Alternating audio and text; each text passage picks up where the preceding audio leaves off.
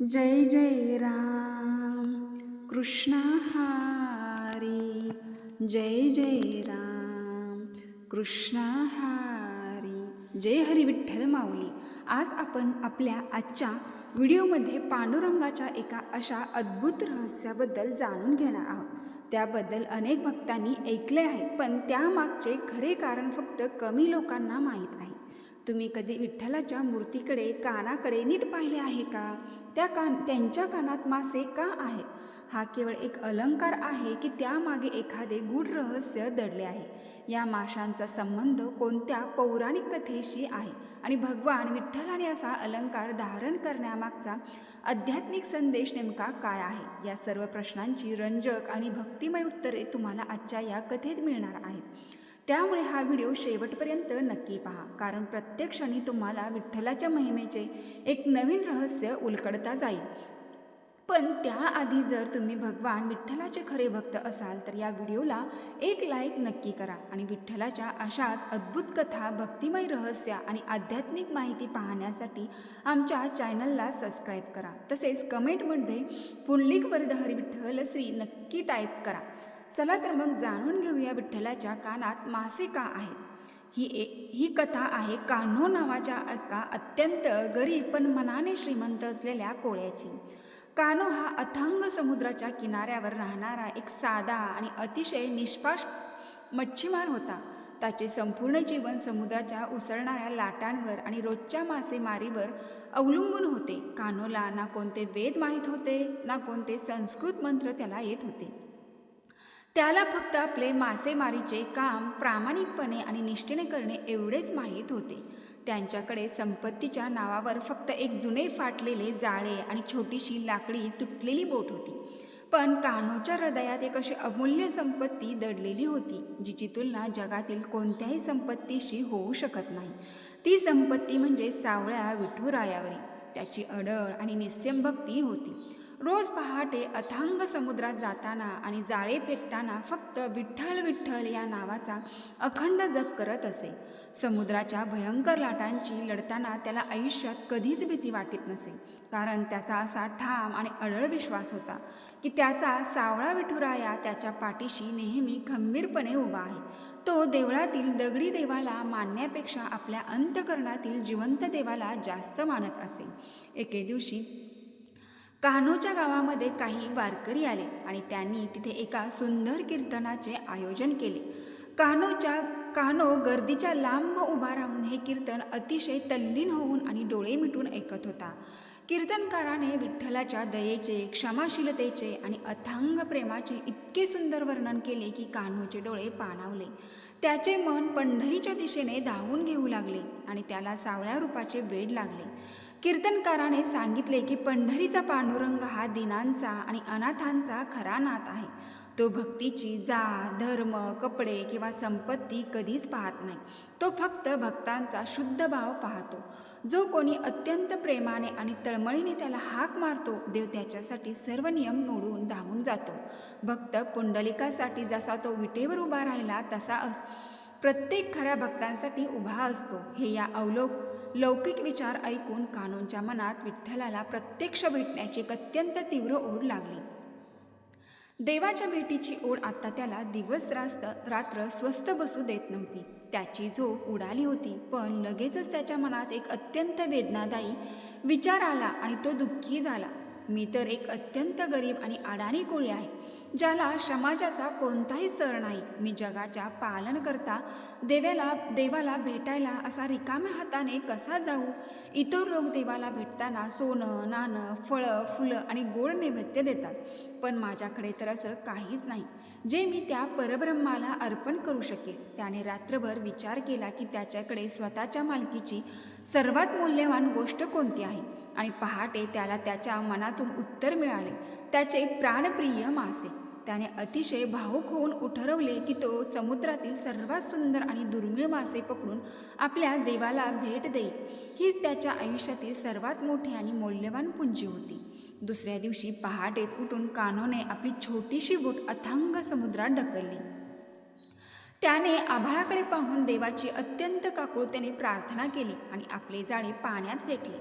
हे देवा, हे विठुराया, आज मला असे सुंदर मासे दे जे तुझ्या चरणी अर्पण करण्याच्या योग्य ते असतील. माझ्याकडे या व्यतिरिक्त तुला देण्यासाठी दुसरे काहीही नाही रे देवा. अशी त्याने मनोमन हाक मारली आणि खरोखरच समुद्रात एक अद्भुत चमत्कार घडला.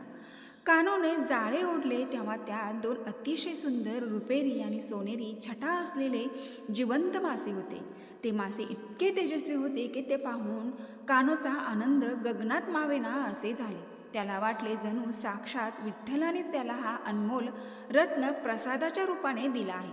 त्याने अतिशय प्रेमाने आणि काळजीपूर्वक ते 2 मासे एका स्वच्छ आणि सुंदर टोपलीत ठेवले.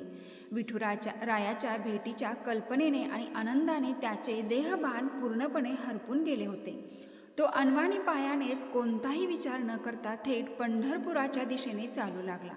रस्त्यात अनेक काटे कुटे होते, रणरणते ऊन होते आणि पाय भाजून निघत होते.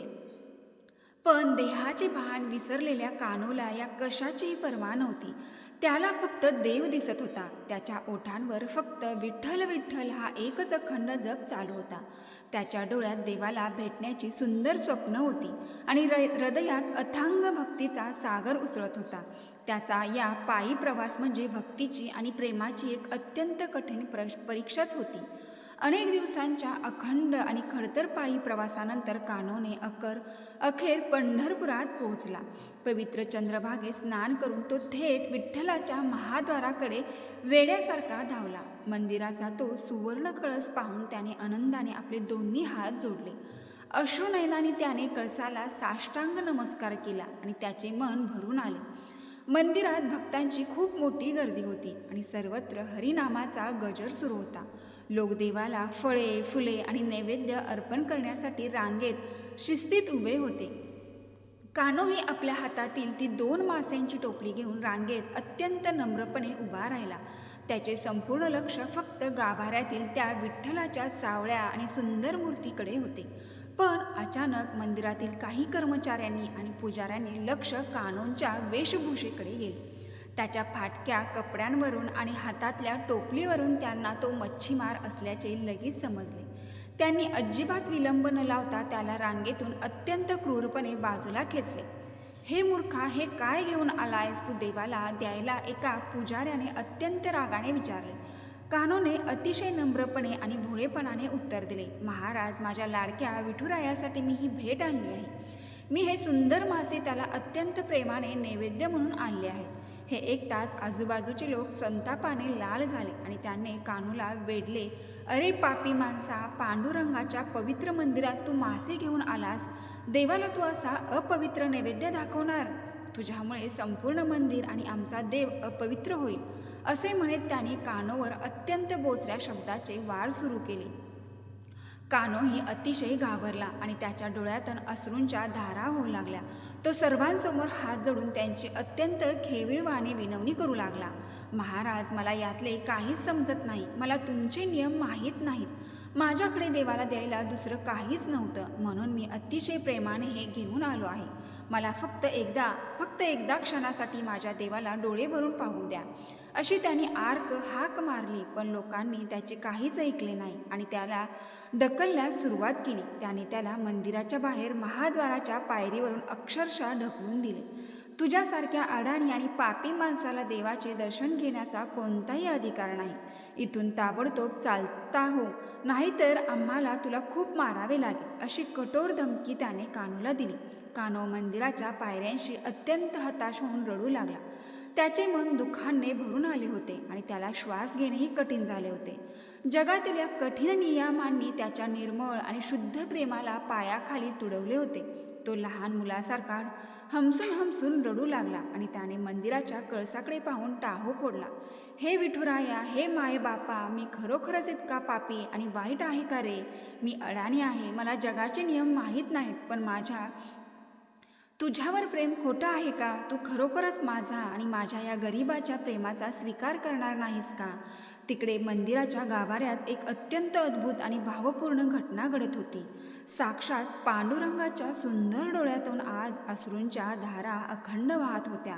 देवाची ती उदास आणि करुण मूर्ती पाहून रुक्मिणी माता अत्यंत चिंतेत आणि संभ्रमात पडली. तिने कधीही आपल्या स्वामींना इतके व्याकुळ आणि दुःखी पाहिले नव्हते.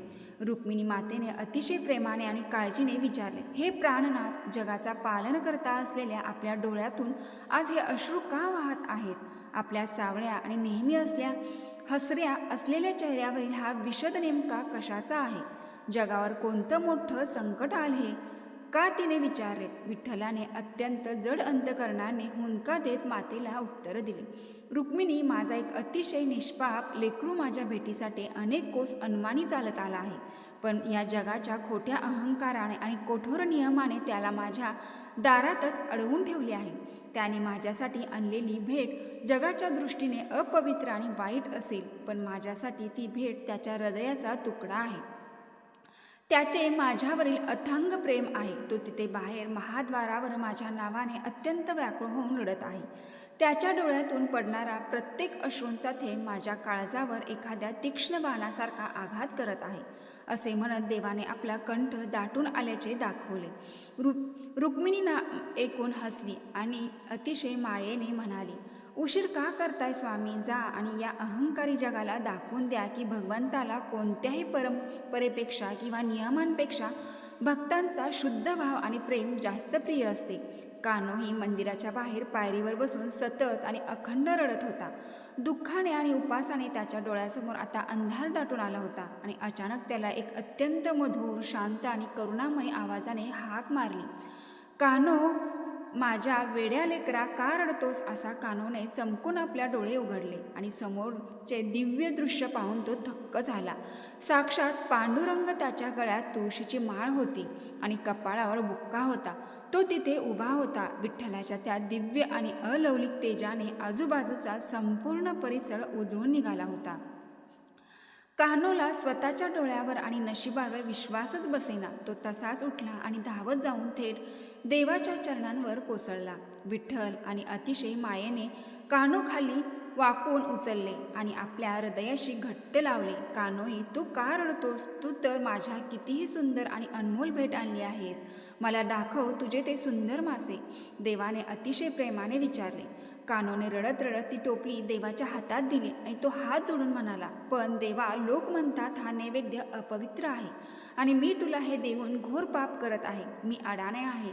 देव, मला क्षमा कर विठुराया. असे म्हणत तो पुन्हा रडू लागला. विठ्ठल अतिशय गोड हसला आणि त्याने तिथे जमलेल्या सर्वांसमक्ष एक मोठी घोषणा केली. ज्या भेटीमध्ये भक्तांचे निस्सीम प्रेम, त्याग आणि शुद्ध भाव मिसळलेला असतो, ती भेट जगात सर्वात पवित्र असते. ही संपूर्ण सृष्टी चालवतो त्या केवळ माणसानेच नाही तर सर्व प्राणीही आहेत. माझ्या सर्व जीवांवर समान हक्क, प्रेम आहे. मी कधीही कुणात भेदभाव करत नाही. ज्याच्याजवळ काही नसतानाही देवाला काहीतरी अर्पण करण्याचा भाव असतो तोच खरा भक्त असतो. असे म्हणत विठ्ठलाने ते दोन्ही मासे अतिशय प्रेमाने आपल्या हातात घेतले आणि सर्वांच्या देखत तिथे एक अत्यंत महान आणि अद्भुत चमत्कार घडला. ते सामान्य मासे अचानक जिवंत झाले आणि अतिशय तेजस्वी दिसू लागले. तर त्या मासेचे रूपांतर अत्यंत तेजस्वी अशा सुवर्णकुंडलामध्ये झाले. विठ्ठलाने ती सोन्याची मकर कुंडले अतिशय प्रेमाने आणि सन्मानाने आपल्या दोन्ही कानामध्ये धारण केली. देवाने आपल्या भक्तांच्या प्रेमाचा आणि भेटीचा असा अद्भुत सन्मान केला की सर्वजण अवाक झाले. तिथे उपस्थित असलेल्या सर्व लोकांचे डोळे त्या सुवर्णकुंडलाच्या तेजाने टिपून गेले. हा चमत्कार पाहून मंदिरातील सर्व पुजारी, कर्मचारी आणि अहंकारी लोक अत्यंत लाजित झाले. त्यांना त्याच्या घोर चुकीची आणि अहंकाराची जाणीव झाली. ते सर्वजण कान्होंच्या आणि विठ्ठलाच्या चरणी नतमस्तक झाले आणि त्यांनी क्षमा मागितली. विठ्ठलाने सर्वांना उपदेश करत सांगितले, भक्ती ही कोणत्याही जातीची, धर्माची किंवा पैशाची मोहताज नसते. तेव्हा भक्त फक्त भक्तीचा आणि खऱ्या प्रेमाचा भुकेलेला असतो. जो माझ्यावर निस्वार्थ प्रेम करतो तो माझा खरा आणि सर्वात जवळचा भक्त असतो. आजपासून मी मकर कुंडली माझ्या कानात कायम आणि शाश्वत राहतील. ही कुंडली संपूर्ण जगाला नेहमी आठवण करून देतील की माझ्या दारात कोणीही लहान किंवा मोठा नसून सर्वजण समान आहेत. कान्होची भक्ती अगदी युगानयुगांपर्यंत या जगात अमर राहील. काही विद्वानांच्या मध्ये मकर कुंडल हे भगवान विष्णूंच्या मत्स्य अवताराचे देखील प्रतीक आहे, अपत्वाचे प्रतीक आहे आणि हे भवसागर पार करण्याचे साधन दर्शवते. पण भक्तांसाठी मात्र हे कुंडल म्हणजे त्याच्या देवाने एका गरिबाच्या प्रेमाने दिलेले सर्वोच्च स्थान आहे. हे ऐकून कान्होचे जीवन कायमचे धन्य झाले. आणि त्याला मोक्ष मिळाला. ज्याला जगाने लाथाडले त्याला साक्षात देवाने आपल्या डोक्यावर आणि कानात बसवले होते. भक्तीचा हा असा अलौकिक विजय होतो ज्याने सर्व जगाला एक नवीन आध्यात्मिक दृष्टी दिली. मित्रांनो, या कथेवरून आपल्याला समजते की देवाला आपल्या बाह्य दिखाव्याची अजिबात गरज नसते. त्याला महागड्या वस्तूंची नाही तर फक्त आपल्या शुद्ध अंतःकरणाची आणि प्रेमाची गरज असते. जेव्हा आपण विठ्ठलाच्या कानातील ती मकर कुंडले पाहतो तेव्हा आपल्याला त्या कोळ्याच्या निस्सीम भक्तीची आठवण येते. ती कुंडली आपल्याला सांगतात की कोणालाही त्याच्या गरिबीवरून कधीही कमी लेखू नये. भक्तीच्या मार्गावर प्रत्येकजण समान असतो आणि देव फक्त भावाचा भुकेलेला असतो. तुमचा भाव जर शुद्ध असेल तर साक्षात परब्रह्म तो सुद्धा तुमच्यासाठी आपले सर्व नियम मोडायला तयार होतो. आजही पंढरपुरात जेव्हा आषाढी एकादशीला वारकऱ्यांचा अथांग महासागर लोटतो तेव्हा ते केवळ एक मंदिर नसते, तिथे विठुराया आपल्या मकर कुंडलांसोबत प्रत्येकाची वाट पाहत उभा असतो. तुम्हालाही विठ्ठल आणि भक्त कान्हो कोळी याची हृदयस्पर्शी आणि अद्भुत कथा कशी वाटली तर तुमच्याही हृदयाला या कथेने स्पर्श केला असेल आणि तुमच्या डोळ्यातून भक्तीचे अश्रू आले असतील तर नक्कीच या कथेचा प्रसार करा आणि या व्हिडिओला एक लाईक करून कमेंट बॉक्समध्ये जय हरी विठ्ठल लिहून आपल्या मित्रपरिवाराला शेअर करा. तर भगवान श्री हरी विठ्ठल सूक्ष्म स्वरूपात आषाढी एकादशी दिवशी आपल्या पंढरपुरात सामील असतात भक्तामध्ये. म्हणून तुम्ही नक्की आपल्या कमेंट बॉक्समध्ये जय हरी विठ्ठल टाईप करा.